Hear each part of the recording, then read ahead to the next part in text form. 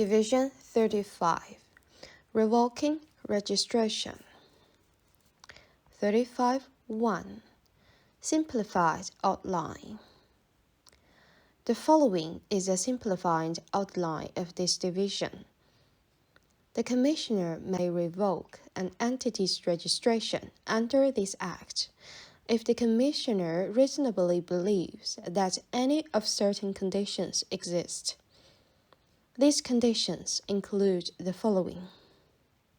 A. The entity not being entitled to registration. B. The entity contravening this Act or not complying with a governance standard or external conduct standard. C. The entity providing information that was false or misleading in a material particular in its application for registration. D. The entity requesting that the Commissioner revoke the registration. The Commissioner must consider a range of factors before revoking a registered entity's registration under this Act. If the Commissioner believes, on reasonable grounds, that a registered entity is not entitled to be registered, the Commissioner may give a show cause notice to the entity.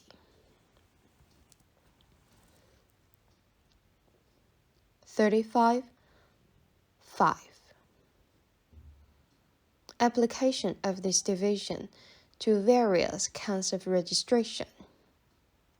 1. This division applies separately in relation to each of the following kinds of registration. A. Registration as a type of entity. B. Registration as a subtype of entity. 2.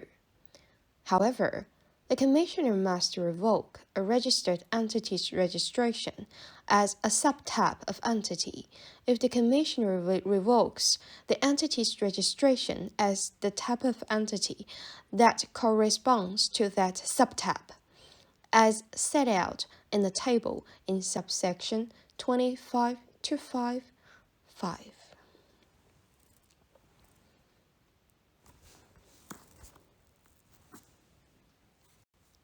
35.10. Revoking registration. 1. The Commissioner may revoke the registration of a registered entity if the Commissioner reasonably believes that any of the following conditions are met. A. At any time after the date of effect of the registration, the entity is or was not entitled to registration. B. The registered entity provided, in connection with its application for registration, information that was false or misleading in a material particular. C. At any time after the date of effect of the registration. 1.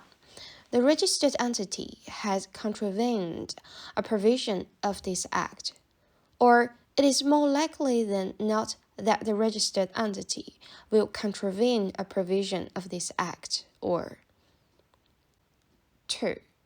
The registered entity has not complied with a governance standard or external conduct standard, or it is more likely than not that the registered entity will not comply with such a standard.